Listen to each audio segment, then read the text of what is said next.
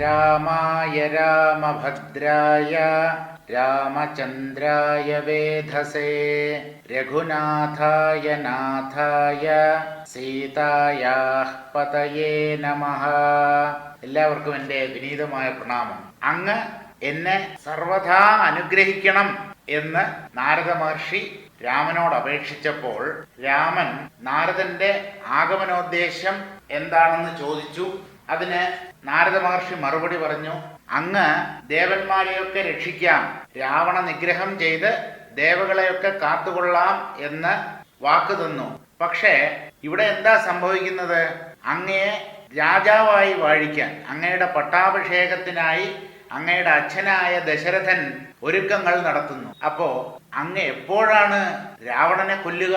രാവണനെ കൊല്ലാനുള്ള സാഹചര്യങ്ങളൊന്നും അനുകൂലമായി വരുന്നില്ലല്ലോ. അതുമാത്രമല്ല, സത്യസന്ധൻ ഭവാനെങ്കിലും മാനസേ മർത്യജന്മം കൊണ്ട് വിസ്മൃതനായി വരും. അങ്ങ് സത്യസന്ധനാണ്, വാക്കുപാലിക്കുന്നവനാണ്. എന്നിരുന്നാലും ഇപ്പോ ഒരു മനുഷ്യജന്മം ആണല്ലോ സ്വീകരിച്ചിരിക്കുന്നത്. ഈ മനുഷ്യജന്മം സ്വീകരിക്കുമ്പോൾ അങ്ങയുടെ അവതാരോദ്ദേശം തന്നെ അങ്ങ് മറന്നുപോയി എന്ന് വരാമല്ലോ. അതുകൊണ്ട് അങ്ങയെ ഞാൻ ഓർമ്മിപ്പിക്കാൻ വേണ്ടി വന്നതാണ്. ഈ രാമാവതാരത്തിന്റെ ഉദ്ദേശം തന്നെ രാവണ നിഗ്രഹമാണ്. അപ്പൊ എന്താ? അങ്ങയുടെ പട്ടാഭിഷേകം മുടങ്ങണം, എന്നാലേ രാവണനെ കൊല്ലാനുള്ള സാഹചര്യങ്ങൾ അനുകൂലമായി വരൂ എന്ന് പറഞ്ഞപ്പോ നാരദ, അങ്ങ് വിഷമിക്കേണ്ട, ഞാൻ വാക്ക് പാലിക്കുന്നവനാണ്, മറന്നുപോയിട്ടില്ല. ഈ പട്ടാഭിഷേകത്തിന്റെ തലേ ദിവസം മുടങ്ങും, പേടിക്കണ്ട, രാവണനെ ഞാൻ നിഗ്രഹിക്കുക തന്നെ ചെയ്യും എന്ന് നാരദ മഹർഷിയെ സമാശ്വസിപ്പിച്ച് പറഞ്ഞയക്കുന്നു ശ്രീരാമൻ. അടുത്ത തത്വമൂല്യമുള്ള ഭാഗം, തത്വജ്ഞാനപരമായ അംശങ്ങൾ ഉൾക്കൊള്ളുന്ന ഭാഗം ഏത് എന്ന് ചോദിച്ചാൽ അയോധ്യാകാന്ഡത്തിലെ ലക്ഷ്മണോപദേശം. നമ്മളിപ്പോൾ വായിക്കുന്നതും അയോധ്യാകാന്ഡം തന്നെയാണ്. ഈ രാമന്റെ സമീപത്ത് നാരദൻ എത്തുന്നതും എല്ലാം അയോധ്യാകാന്ഡത്തിലുള്ളതാണ്. ആ അയോധ്യാകാന്ഡത്തിലെ ഒരു പ്രധാന ഭാഗമാണ് ലക്ഷ്മണോപദേശം. എന്താണ് സന്ദർഭം? രാമനെ 14 വർഷം കാട്ടിലേക്ക് അയക്കണം, ഭരതനെ രാജാവായി വാഴിക്കണം എന്ന് 2 വരങ്ങൾ കൈകേയി ദശരഥനോട് ചോദിച്ചു. ദശരഥൻ അത് നൽകുകയും ചെയ്തു. രാമൻ കാട്ടിലേക്ക് പോകാൻ തയ്യാറെടുക്കുകയാണ്. അപ്പോഴാണ് കുപിതനായ ലക്ഷ്മണൻ വളരെ ആവേശത്തോടുകൂടി എല്ലാവരെയും ഞാൻ വകവരുത്തും, പ്രത്യേകിച്ചും ഈ കൈകേയിയെ ഞാൻ വധിക്കും എന്ന് വളരെ ദേഷ്യത്തോടുകൂടി പറഞ്ഞുകൊണ്ട് രാമന്റെ അടുത്ത് വരുന്നു. എല്ലാറ്റിനെയും തകർക്കും, ഞാൻ എല്ലാം നശിപ്പിക്കും. മനുഷ്യന് കോപം വന്നു കഴിഞ്ഞാൽ എന്താ മനുഷ്യൻ ചെയ്യാത്തത്? അപ്പൊ ആ ലക്ഷ്മണന്റെ കോപത്തെ ശമിപ്പിക്കാനായി ശ്രീരാമൻ നൽകുന്ന ഉപദേശമാണ് ലക്ഷ്മണോപദേശം. അതിൽ മനുഷ്യ ജീവിതത്തിന്റെ നശ്വരതയെ എടുത്തു കാണിച്ച് ലക്ഷ്മണന്റെ കോപത്തിന് ശമനം വരുത്തുകയാണ് ശ്രീരാമൻ ചെയ്യുന്നത്. നമുക്ക് ആ ലക്ഷ്മണോപദേശത്തിലേക്ക് കടക്കാം. വത്സ സൗമിത്രേ കുമാര, നീ കേൾക്കണം, മത്സരാദ്യം വെടിഞ്ഞെന്നുടെ വാക്കുകൾ, നിന്നുടെ തത്വമറിഞ്ഞിരിക്കുന്നതു മുന്നമേ ഞാനടോ നിന്നുള്ളിലെപ്പോഴും, എന്നെക്കുറിച്ചുള്ള വാത്സല്യപൂരവും നിന്നോളമില്ല മറ്റാർക്കുമെന്നുള്ളതും. കുഞ്ഞേ ലക്ഷ്മണ, സൗമിത്രേ എന്ന് പറഞ്ഞാൽ സുമിത്രാപുത്ര, കുമാര, നീ എനിക്ക് വളരെ പ്രിയപ്പെട്ടവനാണ്, എന്റെ വാത്സല്യഭാജനമാണ്. ഞാൻ പറയുന്നത് നീ ക്ഷമയോടുകൂടെ കേൾക്കണം. ആദ്യമായിട്ട് നീ നിന്റെ ഉള്ളിലുള്ള ഈ മാത്സല്യ ബുദ്ധിയെ ഉപേക്ഷിക്കണം. ദേഷ്യം വരുമ്പോൾ താൻ കേമനാണ്, മറ്റുള്ളവരെയൊക്കെ നിലയ്ക്ക് നിർത്തണം എന്ന ഒരു ഭാവമായിരിക്കും മനുഷ്യന്റെ ഉള്ളിലുണ്ടാവുന്നത്. ആ മാത്സല്യ ഭാവത്തെ നീ ആദ്യമായി ത്യജിക്കണം. അങ്ങനെ ത്യജിച്ചിട്ട് വേണം നീ എന്റെ വാക്കുകൾ കേൾക്കാൻ. നിന്നുടെ തത്വം അറിഞ്ഞിരിക്കുന്നതു മുന്നമേ ഞാനടോ നിന്നുള്ളിൽ എപ്പോഴും എന്നെക്കുറിച്ചുള്ള വാത്സല്യപൂരവും. നിന്റെ തത്വം എന്താണ് എന്ന് എനിക്കറിയാം എന്ന് പറഞ്ഞാൽ ആരാണ് ലക്ഷ്മണനായി അവതരിച്ചിരിക്കുന്നത്? ആദിശേഷൻ. ആദിശേഷന്റെ പുറത്താണല്ലോ മഹാവിഷ്ണു ശയിക്കുന്നത്. ആ ആദിശേഷന്റെ അംശാവതാരമാണ് ഈ ലക്ഷ്മണൻ. സർപ്പമാണല്ലോ. അപ്പൊ ആ സർപ്പത്തിന് ദേഷ്യം കൂടും, അത് ഭണം പിടർത്തും, ചീറും, സീത്കാരം പുറപ്പെടുവിക്കും. ഇതൊക്കെ സർപ്പത്തിന്റെ സ്വഭാവമാണ്. അതുകൊണ്ട് എനിക്ക് വലിയ ആശ്ചര്യമില്ല, ലക്ഷ്മണന് കോപം വന്നതിൽ രാമന് ഒരു അത്ഭുതവും തോന്നുന്നില്ല എന്നാണ് പറയുന്നത്. മുന്നമേ ഞാനടോ നിന്നുടെ തത്വം അറിഞ്ഞിരിക്കുന്നത്, നിന്റെ തത്വം എന്താണെന്ന് എനിക്ക് നല്ലതുപോലെ അറിയാം എന്ന് പറഞ്ഞാൽ നീ ആദിശേഷന്റെ അവതാരമാണ്, ദേഷ്യം നിനക്ക് അല്പം കൂടുതലാണ് എന്നുള്ളത് എനിക്കറിയാമെന്ന് പറയാതെ പറയുകയാണ്. പക്ഷേ നിന്നുള്ളിൽ എപ്പോഴും എന്നെക്കുറിച്ചുള്ള വാത്സല്യപൂരവും, പക്ഷേ എന്നോട് നിനക്ക് അതിരറ്റ സ്നേഹമാണുള്ളത്. ജ്യേഷ്ഠൻ എന്ന് പറഞ്ഞാൽ നിനക്ക് ജീവനാണ് എന്നുള്ള കാര്യവും എനിക്കറിയാം. നിന്നോളമില്ല മറ്റാർക്കുമെന്നുള്ളതും, എന്നോടുള്ള നിന്റെ സ്നേഹമുണ്ടല്ലോ, അത്രയും സ്നേഹം മറ്റാർക്കുമില്ല എന്നുള്ള വസ്തുതയും ഞാൻ നല്ലപോലെ അറിയുന്നു. നിന്നാൽ അസാധ്യമായില്ലൊരു കർമ്മവും നിർണയമെങ്കിലും ഒന്നിതു കേൾക്ക നീ. നിനക്ക് സാധിക്കാത്തതായിട്ടൊന്നുമില്ല, കാരണം മഹാവീരനാണ് നീ ഒന്ന് വിചാരിച്ചാൽ അത് നടത്തിയിരിക്കും എന്നുള്ളത് എനിക്കറിയാം. നിനക്ക് അസാധ്യമായിട്ട് ഒരു കർമ്മവുമില്ല എന്ന് ഞാൻ നിശ്ചയമായി അറിയുന്നു. എന്നാലും ഞാൻ പറയുന്നത് നീ ഒന്ന് കേൾക്കണം, ദയവ് ചെയ്ത് കേൾക്കണം. എന്താ പറയുന്നത്? ദൃശ്യമായുള്ളൊരു രാജ്യദേഹാദിയും വിശ്വവും നിശേഷ ധാന്യധനാദിയും സത്യമെന്നാകിലേ തത്പ്രയാസം തവ യുക്തമതല്ലായിൽ എന്തതിനാൽ ഫലം. ലക്ഷ്മണ, നീ കോപിക്കേണ്ട വല്ല ആവശ്യമുണ്ടോ? എന്നെ രാജാവായി വാഴിക്കാൻ പോകുന്നു എന്ന് ആദ്യം പറഞ്ഞു, എല്ലാവരും സന്തോഷിച്ചു. ഇപ്പോഴിതാ കൈകേയി മാതാവ് 2 വരങ്ങൾ ചോദിച്ചിരിക്കുന്നു അച്ഛൻ്റെ അടുത്ത്. അച്ഛൻ അത് നൽകാൻ നിർബന്ധിതനാവുകയും ചെയ്തു. അതുകൊണ്ട് എന്താ, ഞാനും സീതയും എന്നല്ല പറയുന്നത്, രാമൻ കാട്ടിലേക്ക് പോകണമെന്ന് മാത്രമേ കൈകേയി ആവശ്യപ്പെട്ടുള്ളൂ. എനിക്ക് കാട്ടിലേക്ക് പോകേണ്ടതായി വരുന്നു, പക്ഷെ എനിക്ക് യാതൊരു കുണ്ഠിതവും ഇല്ലാതെ. എന്തുകൊണ്ടെന്നോ, ദൃശ്യമായുള്ളൊരു രാജ്യദേഹാദിയും വിശ്വവും നിശേഷ ധാന്യധനാദിയും. ഈ കാണുന്നതൊക്കെ ദൃശ്യങ്ങളാണ്, കാഴ്ചകളാണ്. രാജ്യവും ശരീരവും ഈ പ്രപഞ്ചവും ധനധാന്യങ്ങളും ഈ സമ്പത്തും രാജൈശ്വര്യങ്ങളും എല്ലാം സത്യമെന്നാകിലേ തത്പ്രയാസം തവ. ഇതൊക്കെ യഥാർത്ഥത്തിൽ ഇവിടെ ഉണ്ട് എങ്കിൽ നീ കോപിക്കുന്നതിൽ അർത്ഥമുണ്ട്. ഇതൊക്കെ വാസ്തവമായിരുന്നുവെങ്കിൽ നിന്റെ കോപത്തിൽ കാര്യമുണ്ട്. ആ കോപം യുക്തം തന്നെയാണ്.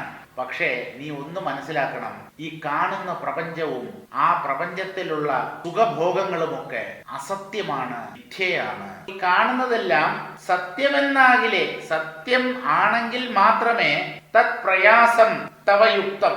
നിന്റെ ഈ ശ്രമമുണ്ടല്ലോ, അതായത് എല്ലാവരെയും വധിച്ചു കളയും ഞാൻ, ഈ പട്ടാഭിഷേകം ഞാൻ ഒറ്റയ്ക്ക് നടത്തും ആരൊക്കെ എതിർത്താലും എന്നുള്ള ഈ മർക്കടമുഷ്ടി ഉണ്ടല്ലോ, ഇതൊക്കെ സത്യമാണെങ്കിലേ യുക്തമാവുകയുള്ളൂ. അതല്ലായെങ്കിൽ എന്തതിനാൽ ഫലം. ഈ കാണുന്നതൊന്നും വാസ്തവമല്ലെങ്കിൽ നിന്റെ ഈ കോപം കൊണ്ട് എന്തെങ്കിലും പ്രയോജനമുണ്ടോ? അസ്ഥാനത്തല്ലേ നിന്റെ കോപം. ഭോഗങ്ങളെല്ലാം ക്ഷണപ്രഭാചഞ്ചലം വേഗേന നഷ്ടമായുസ്സുമോർക്ക നീ. വഹ്നി സന്തപ്ത ലോഹസ്ഥാംബുബിന്ദുന സന്നിഭം മർത്യജന്മം ക്ഷണഭംഗുരം. ഈ രാജൈശ്വര്യങ്ങൾ, ഇന്ദ്രിയ സുഖങ്ങൾ, ഭോഗങ്ങൾ എല്ലാം തന്നെ ക്ഷണപ്രഭാചഞ്ചലം. ക്ഷണപ്രഭ എന്ന് പറഞ്ഞാൽ ക്ഷണനേരത്തേക്ക് മാത്രം കാണുന്ന പ്രകാശം. എന്താണത്? മിന്നൽ. അല്പനേരം കൊണ്ട് മിന്നി മറയുന്ന മിന്നലിനെ പോലെ നശ്വരങ്ങളാണ് ഈ കാണുന്ന ഭോഗങ്ങളെല്ലാം, ഐശ്വര്യങ്ങളെല്ലാം. ഒരു മനുഷ്യന്റെ ആയുസ് 100 വർഷം എന്ന് തന്നെ കൂട്ടാം. പക്ഷേ 100 വയസ്സായ ഒരാളോട് നിങ്ങൾ ചോദിച്ചു നോക്കൂ, അദ്ദേഹം പറയും ഒക്കെ ഇന്നലെ കഴിഞ്ഞതുപോലെ തോന്നും. ഈ 100 വർഷം എന്നുള്ളത് 100 വർഷം ജീവിച്ചവന്റെ ഭാവനയിൽ അയാളുടെ ഉള്ളിൽ ക്ഷണനേരം പോലെ അല്പകാലം മാത്രമാണ്. അതുകൊണ്ട് നീ കോപിക്കേണ്ട കുമാര. ഈ ഭോഗങ്ങളൊക്കെ അല്പസമയം നമ്മെ രസിപ്പിച്ചിട്ട് കടന്നു പോകുന്നവയാണ്, നശ്വരങ്ങളാണ്. അതുമാത്രമല്ല, വേഗേന നഷ്ടമായുസ്സുമോർക്ക നീ. ഇനി ഈ ഭോഗങ്ങളൊക്കെ വാസ്തവമാണ് എന്ന് തന്നെ നീ കരുതിയാലും മനുഷ്യന്റെ ആയുസ് അത്യന്തം അനിശ്ചിതമാണല്ലോ. ആര് എപ്പോൾ മരിക്കും എന്നുള്ള കാര്യത്തിൽ എന്തെങ്കിലും ഉറപ്പ് പറയാൻ പറ്റുമോ? ഈ ആയുസ് വളരെ വേഗം കഴിഞ്ഞു പോകും. അതുകൊണ്ട് ഈ ഭോഗങ്ങളൊക്കെ ഇവിടെ ഉണ്ടെങ്കിൽ തന്നെയും, ഇവയൊക്കെ യഥാർത്ഥത്തിൽ ഇവിടെ സ്ഥിതി ചെയ്യുന്നുണ്ടെങ്കിൽ തന്നെയും നമ്മുടെ ആയുസ് വളരെ പെട്ടെന്ന് കഴിഞ്ഞു പോകുന്നതാണ്. ഏതുപോലെയാണ് മനുഷ്യന്റെ ജന്മം? വൻഹി സന്തപ്ത ലോഹസ്ഥാംബു ബിന്ദുനാ സന്നിഭം മർത്യജന്മം ക്ഷണഭംഗുരം. വൻഹി സന്തപ്ത ലോഹസ്ഥ അമ്പു ബിന്ദുനാ സന്നിഭം. അഗ്നി കൊണ്ട് തപിപ്പിക്കപ്പെട്ട ഒരു ലോഹത്തകിടിൽ സ്ഥിതി ചെയ്യുന്ന ഒരു തുള്ളി വെള്ളം എന്ന പോലെയാണ് മനുഷ്യജന്മം. ചുട്ടുപഴുത്ത ലോഹോപരിതലത്തിൽ സ്ഥിതി ചെയ്യുന്ന ഒരു തുള്ളി വെള്ളം എന്താ? ഷൂ എന്ന് പറഞ്ഞ ആവിയായി പോവും. അല്പനേരം കൊണ്ട് കാണാൻ പറ്റില്ല, നീരാവിയായി പോവും, അപ്രത്യക്ഷമാകും. അതുപോലെയാണടോ കുമാര ഈ മനുഷ്യജന്മം. ക്ഷണഭംഗുരം, അല്പകാലത്തേക്ക് മാത്രം സ്ഥിതി ചെയ്യുന്നത്, പെട്ടെന്ന് തന്നെ തകർന്നു പോകുന്നത്. ജലത്തിലെ കുമിളകൾ പോലെ, കുമിളകൾ നോക്കിക്കൊണ്ടിരിക്കവേ തന്നെ തകർന്നു പോകുന്നു. അതുപോലെ അത്യന്തം അനിശ്ചിതമാണ് ഏതു ജീവിതവും. മനുഷ്യ ജീവിതവും അങ്ങനെ തന്നെ, മനുഷ്യജന്മവും. ചക്ഷുശ്രവണകളസ്ഥമാന്തർദുരം, ഭക്ഷണത്തിനപേക്ഷിക്കുന്നതുപോലെ കാലാഹിന പരിഗ്രസ്തമാം ലോകവും ആലോലചേതസ ഭോഗങ്ങൾ തേടുന്നു. ഇനി ഈ മനുഷ്യന്റെ അവസ്ഥ എന്തെന്നോ? ചക്ഷുശ്രവണകളസ്ഥമാം ദർദുരം. ചക്ഷുശ്രവണൻ എന്ന് പറഞ്ഞാൽ പാമ്പ്. പാമ്പിന്റെ വായ്ക്കകത്ത് കുടുങ്ങിയ തവളയെ പോലെയാണ് പാമ്പിന്റെ വായിൽ അകപ്പെട്ട തവള. അതിന് എത്ര കാലം ഇനി ആയുസ്സുണ്ടാവും? ഒന്ന് വിഴുങ്ങിയാൽ കഴിഞ്ഞു തവളയുടെ കഥ, അല്ലേ? അങ്ങനെ സർപ്പത്തിന്റെ വായിലകപ്പെട്ട ഒരു ദർദുരത്തെ പോലെ, തവളയെ പോലെ മനുഷ്യൻ ജീവിക്കുന്നു. ഈ പാമ്പിന്റെ വാക്കകത്തിരിക്കുന്ന തവള എന്തു ചെയ്യുന്നു എന്നറിയാമോ? തന്റെ മുമ്പിലൂടെ പറന്നു പോകുന്ന ഷഡ്പദങ്ങളെ നാക്ക് നീട്ടിപ്പിടിക്കാൻ ശ്രമിക്കുന്നു. ഇതിന്റെ കാര്യം തന്നെ അവതാളത്തിലാണ്. ഇതിന്റെ ആയുസ് തന്നെ അനിശ്ചിതമാണ്. പാമ്പിന്റെ വാക്കകത്താണ് പെട്ടിരിക്കുന്നത്. അങ്ങനെയുള്ള തവള തന്റെ ഇര മുമ്പിലൂടെ പറന്നു നീങ്ങുന്നത് കണ്ടിട്ട് നാക്ക് നീട്ടി അതിനെ പിടിച്ച് ഭക്ഷിക്കാൻ നോക്കുന്നു. ഇതല്ലേ മനുഷ്യനും ചെയ്യുന്നത്? സുഖഭോഗങ്ങളുടെ പുറകെ അന്തവും കുന്തവും ഇല്ലാതെ പായുന്ന മനുഷ്യൻ, ഇവൻ എവിടെയാ സ്ഥിതി ചെയ്യുന്നത്? കാലമാകുന്ന സർപ്പത്തിന്റെ വാക്യകത്താണ്. എന്ന് പറഞ്ഞാൽ മരണം ആരെയും ഏത് സമയത്തും കടന്നു പിടിക്കാം. നമ്മുടെ ആയുസ് എന്ന് പറയുന്നത് ഒട്ടുമേ ഉറപ്പില്ലാത്ത ഒരു കാര്യമാണ്. ചെറുപ്പക്കാരാണ് ഹാർട്ട് അറ്റാക്ക് വന്ന് മരിച്ചു പോകും. മരിക്കാൻ പ്രായമാകണം എന്ന് നിർബന്ധമില്ല. 6-ലും മരണമുണ്ട്, 100-ലും മരണമുണ്ട്. ഗർഭത്തിലിരിക്കുന്ന ശിശു മരിച്ചു പോകുന്നുണ്ട്. പ്രസവ സമയത്തും മരിക്കാം. ജീവിതത്തിന്റെ ഓരോ ഘട്ടത്തിലും മരിക്കാനുള്ള സാധ്യത വളരെ ഏറെയാണ്. സർപ്പത്തിന്റെ വാക്യകത്തുപെട്ട തവള തന്റെ ഭക്ഷണമാകുന്ന ഷഡ്പദങ്ങളെ ചാടിപ്പിടിക്കാൻ ശ്രമിക്കുന്നത് പോലെ മനുഷ്യൻ എന്തു ചെയ്യുന്നു? കാലാഹിന പരിഗ്രസ്തമാം ലോകവും. കാലമാകുന്ന അഹി സർപ്പം, കാലമാകുന്ന പാമ്പിനാൽ ഗ്രസിക്കപ്പെട്ടിരിക്കുന്നു ലോകം മുഴുവൻ. അങ്ങനെ കാലമാകുന്ന പാമ്പ് വരിഞ്ഞു മുറുക്കിയിരിക്കുന്ന ഈ ലോകം അല്ലെങ്കിൽ ലോകർ അജ്ഞത കൊണ്ട് ആലോലചേതസ ഭോഗങ്ങൾ തേടുന്നു. ചഞ്ചലമായ മനസ്സോടുകൂടെ ഇന്ദ്രിയ വിഷയങ്ങളുടെ പുറകെ പായുന്നു. പുത്രമിത്രാർത്ഥ കളത്രാദി സംഗമം എത്രയും അല്പകാലസ്ഥിതം ഓർക്ക നീ. എടോ ലക്ഷ്മണ, മനുഷ്യൻ വിവാഹമൊക്കെ കഴിച്ച് കുട്ടികളും പേരക്കുട്ടികളുമായിട്ടൊക്കെ അങ്ങനെ സുഖമായി കഴിയുന്നുണ്ടല്ലോ. കാറും ബംഗ്ലാവും അങ്ങനെയുള്ള സൗകര്യങ്ങളോടും ഒക്കെ കൂടെ. അതൊന്നും ശാശ്വതമല്ല. ആര് വേണമെങ്കിലും എപ്പോ വേണമെങ്കിലും നമ്മെ പിരിഞ്ഞു പോകാം. ഇനി അവരൊക്കെ ഉണ്ടായാലും നമ്മൾ അവരിൽ നിന്നും അകന്നു പോകാം. പുത്രമിത്ര അർത്ഥ കളത്രാദി സംഗമം. മനുഷ്യൻ പലതിനോടും കൂടെ ചേർന്നാണ് ജീവിക്കുന്നത്. പുത്രന്മാർ, സുഹൃത്തുക്കൾ, ധനം, ഭാര്യ ഇവകളുമായിട്ടൊക്കെ ചേർന്ന് നിൽക്കുന്ന ഒരവസ്ഥയുണ്ടല്ലോ, ഈ സംഗമം.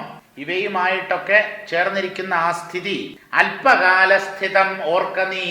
ഇത് കുറച്ചു സമയത്തേക്ക് മാത്രമേ ഉള്ളൂ. നീ മുമ്പെയോ ഞാൻ മുമ്പെയോ ആർക്കറിയാം? ഒരു പുരുഷൻ വിവാഹബന്ധത്തിൽ ഏർപ്പെടുന്നത് അതുപോലെ ഒരു സ്ത്രീ വിവാഹബന്ധത്തിൽ ഏർപ്പെടുന്നു. ഒരു ജീവിത പങ്കാളിയെ രണ്ടുപേരും ആഗ്രഹിക്കുന്നു, ഇല്ലേ? ഈ രണ്ടുപേരുടെയും ഉള്ളിലിരിപ്പ് എന്തെന്നോ? പുരുഷൻ അല്ലെങ്കിൽ ഭർത്താവ് വിചാരിക്കും, എനിക്ക് പ്രായമാകുമ്പോ മക്കളുടെ കാര്യമൊന്നും പറയാൻ പറ്റില്ല, ഞാൻ താലി കെട്ടിക്കൊണ്ടുവന്ന എന്റെ ഈ ഭാര്യയുണ്ടല്ലോ അവളെങ്കിലും അല്പം ചൂടുവെള്ളം ഉണ്ടാക്കി തരും. ഇതാണ് പുരുഷന്റെ ഉള്ളിലിരിപ്പ്. ഇനി ആ ഭാര്യയുടെ ഉള്ളിലിരിപ്പ് എന്താണെന്നോ, എനിക്കും വയസ്സാകും, വയ്യാണ്ടാവും, അപ്പോഴ് എന്നെ ആശുപത്രി കൊണ്ടുപോകാനോ എനിക്ക് അല്പം ആഹാരം ഉണ്ടാക്കി തരാനോ എന്റെ ഭർത്താവ് കൂടെ ഉണ്ടാകും. നോക്കൂ, രണ്ടുപേരും അങ്ങോട്ടും ഇങ്ങോട്ടും ആശ്രയിച്ചാണ് കഴിയുന്നത്. ഭാര്യ ഭർത്താവിനെ വിശ്വസിക്കുന്നു. എങ്ങനെ? തന്നെ വാർദ്ധക്യകാലത്ത് ഭർത്താവ് നോക്കുമെന്ന്. ഭർത്താവ് ഇതുപോലെ തന്നെ തന്റെ വാർദ്ധക്യ സമയത്ത് ഭാര്യ തന്നെ നോക്കുമെന്ന്. ആരാരെ നോക്കും? എന്തെങ്കിലും ഗ്യാരണ്ടി ഉണ്ടോ? ഇതാണ് പറയുന്നത്, ബന്ധങ്ങളും ചേർച്ചകളും കൂടിയിരിക്കുന്ന സ്ഥിതിയുമൊക്കെ അല്പകാലത്തേക്ക് മാത്രമേ ഉള്ളൂ. ആരാണ് മുമ്പേ പോവുക എന്ന് ആർക്കും പറയാൻ കഴിയില്ല. പാന്തർ പെരുവഴിയമ്പലം തന്നിലെ താന്തരായി കൂടി വിയോഗം വരും പോലെ നദ്യാമൊഴുകുന്ന കാഷ്ഠങ്ങൾ പോലെയും എത്രയും ചഞ്ചലം ആലയ സംഗമം. നമ്മളൊക്കെ അനന്തമായ ഒരു മാർഗത്തിലൂടെ സഞ്ചരിക്കുന്ന വഴിയാത്രക്കാരാണ്. ഈ വഴിയാത്രക്കാരെന്താ ചെയ്യുന്നത്? ഓരോരുത്തരുടെയും ലക്ഷ്യം ഓരോന്നാണ്. ഓരോരുത്തരും ഓരോ സ്ഥലത്തേക്ക് പോകേണ്ടവരാണ്. ഇവരിങ്ങനെ വഴിയിലൂടെ നടന്നു നീങ്ങുമ്പോൾ യാത്രാക്ഷീണം കൊണ്ട് എവിടെയെങ്കിലും ഒക്കെ വിശ്രമിക്കും. പണ്ട് ഈ ലോഡ്ജും മറ്റുമൊന്നും ഇല്ലല്ലോ, മുറിയെടുക്കലും പരിപാടിയൊന്നുമില്ല. അപ്പൊ ഏതെങ്കിലും മരത്തിന്റെ ചുവട്ടിൽ ക്ഷീണിച്ച അവശരായ ഈ പാന്തന്മാർ, വഴിപോക്കന്മാർ ഒത്തുകൂടുമ്പോ എന്തെങ്കിലുമൊക്കെ സംസാരിക്കും. എന്നിട്ട് എന്ത് ചെയ്യും? ശരി, അപ്പൊ നമുക്ക് കാണാം എന്ന് യാത്രയും പറഞ്ഞ് അവരവരുടെ ലക്ഷ്യസ്ഥാനം നോക്കി യാത്രയാവും. ഇതുപോലെയേ ഉള്ളൂ നമ്മുടെ കുടുംബാംഗങ്ങളുടെയും കാര്യം. ഒരു കുടുംബത്തിൽ ഒരു ഭാര്യ, ഒരു ഭർത്താവ്, അവർക്ക് ജനിക്കുന്ന കുഞ്ഞുങ്ങൾ, അവരുടെ കുഞ്ഞുങ്ങൾ, പേരക്കുട്ടികൾ, ഇവരൊക്കെയാണല്ലോ. ഇവരൊക്കെ എന്നും ഒരുമിച്ചുണ്ടാവുമോ? ഇല്ല. അതാണ് പാന്തർ പെരുവഴിയമ്പലം തന്നിലെ, വഴിയിലുള്ള സത്രം, അതാണ് പെരുവഴിയമ്പലം. ആ പെരുവഴിയമ്പലത്തിൽ വഴിയാത്രക്കാർ താന്തരായി കൂടി വളരെ ക്ഷീണിതരായിട്ട് എല്ലാവരും കൂടെ ഒരു പെരുവഴിയമ്പലത്തിൽ ഒത്തുകൂടുന്നു. എന്നിട്ട് അവരവരുടെ ലക്ഷ്യസ്ഥാനത്തെ മുന്നിൽ കണ്ടുകൊണ്ട് യാത്ര തുടരും. അങ്ങനെ കൂടിയിട്ട് പിരിയാനാണ് ഈ പാന്തന്മാർ ഒത്തുചേരുന്നത്. എല്ലാ കൂടിച്ചേരലുകളും പിരിവിലേക്കാണ് നയിക്കുക. കാരണം അത് പ്രകൃതി നിയമമാണ്. ആ നിയമത്തെ മറികടക്കാൻ ആർക്കും സാധ്യമല്ല. നദ്യാമൊഴുകുന്ന കാഷ്ഠങ്ങൾ പോലെയും എത്രയും ചഞ്ചലം ആലയ സംഗമം. ആലയം വീട്ടിലുള്ള സംഗമം എന്ന് പറഞ്ഞാൽ എന്താ? ഭാര്യ, ഭർത്താവ്, കുട്ടികൾ, അവരുടെ കുട്ടികൾ, ഇങ്ങനെയൊക്കെ ഒത്തുകൂടി കഴിയുന്നുണ്ടല്ലോ. ഈ ആലയ സംഗമം എത്രയും ചഞ്ചലം, അങ്ങേയറ്റം അനിശ്ചിതം. എപ്പോ വേണമെങ്കിലും ആര് വേണമെങ്കിലും അകന്നു പോകാനുള്ള സാധ്യതയുണ്ട്. ഏതുപോലെയാണ് ഈ ആലയ സംഗമം? വീടുകളിലുള്ള ഒത്തുചേരൽ എന്ന് പറഞ്ഞാൽ ഒരു കുടുംബത്തിൽ ചേർന്ന് കഴിയുന്ന ആൾക്കാരുടെ അവസ്ഥ നദ്യാമൊഴുകുന്ന കാഷ്ഠങ്ങൾ പോലെ, നദിയിലൂടെ ഒഴുകിപ്പോകുന്ന മരക്കഷണങ്ങൾ, തടികൾ ഇങ്ങനെ, അല്ലെങ്കിൽ വിറക് കഷണങ്ങൾ, മരത്തിന്റെ കഷണങ്ങൾ ഇങ്ങനെ ഒഴുകിപ്പോകുമ്പോൾ ഒഴുകി ചിലപ്പോ 2-3 കഷണങ്ങൾ ഇങ്ങനെ ചേർന്ന് ഒഴുകാൻ തുടങ്ങും. കുറെ കഴിയുമ്പോ അവ വേർപിരിയുകയും ചെയ്യും. ഇതുപോലെയേ ഉള്ളൂ ഇവിടെയുള്ള സമാഗമങ്ങളും വിയോഗങ്ങളും. വിയോജിച്ചവർ ഒത്തുചേരാം, ഒത്തുചേർന്നവർ വിയോജിക്കാം. അപ്പോ ഒന്നിനും ഒരു ശാശ്വതമായ സ്ഥിതിയില്ല. ലക്ഷ്മിയും അസ്ഥിരയല്ലോ മനുഷ്യർക്ക്, നിൽക്കുമോ യൗവനവും പുനരധ്രുവം. ഇനി ഈ ഐശ്വര്യം, സമ്പത്ത്, ധനം എന്നൊക്കെ നമ്മൾ പറയുന്നുണ്ടല്ലോ. മഹാലക്ഷ്മി, ഐശ്വര്യ ദേവത, അവൾ വളരെ അസ്ഥിരയാണ്. ഒരിടത്തും സ്ഥിരമായി താമസിക്കുന്ന സ്വഭാവം ഇവൾക്കില്ല. ആർക്ക്? സമ്പത്തിന്. അതിന്റെ പേര് തന്നെ ചക്രം എന്നാണല്ലോ. ചക്രം എന്നാൽ എന്താ? ഉരുണ്ട് നീങ്ങുന്നത്, കൈമാറുന്നത്. ഇന്ന് ഒരാളുടെ കയ്യിലിരിക്കുന്ന ചക്രം നാളെ വേറൊരാളുടെ കയ്യിലാവും. പണം അങ്ങനെ ശാശ്വതമായി ഒരു വ്യക്തിയുടെ കയ്യിൽ തങ്ങി നിൽക്കുകയില്ല. അതാണ് ലക്ഷ്മിയും അസ്ഥിരയല്ലോ മനുഷ്യർക്ക്, നിൽക്കുമോ യൗവനവും പുനരധ്രുവം. ശരീരത്തിൽ നല്ല ഓജസ്സും തേജസ്സും ബലവും ആരോഗ്യവും ഒക്കെ ഉള്ള സമയത്തല്ലേ ഈ ഇന്ദ്രിയ സുഖങ്ങൾ അനുഭവിക്കാൻ പറ്റൂ. ഈ യൗവനകാലം എത്ര സമയം നിലനിൽക്കും? പുനരധ്രുവം, അശാശ്വതമാണ്. എപ്പോ വേണമെങ്കിലും ഇല്ലാതാവാം. ലക്ഷ്മിയും എന്ന് പറഞ്ഞാൽ സമ്പത്തും അസ്ഥിരം, അതുപോലെ മനുഷ്യരുടെ യൗവനവും ആ ചെറുപ്പകാലം എന്ന് പറയുന്ന ആ കാലവും വളരെ അസ്ഥിരമാണ്. അതുകൊണ്ട് ഈ ഭോഗങ്ങളുടെ പുറകെ മനുഷ്യർ പോകരുത് എന്നുള്ള ഒരു സന്ദേശമാണ് ശ്രീരാമൻ നമുക്ക് നൽകുന്നത്. ലക്ഷ്മണോപദേശം തീർന്നിട്ടില്ല, കുറേ ഏറെയുണ്ട്. തുടർന്നുള്ള ഭാഗങ്ങൾ നമുക്ക് നാളെ വായിക്കാം.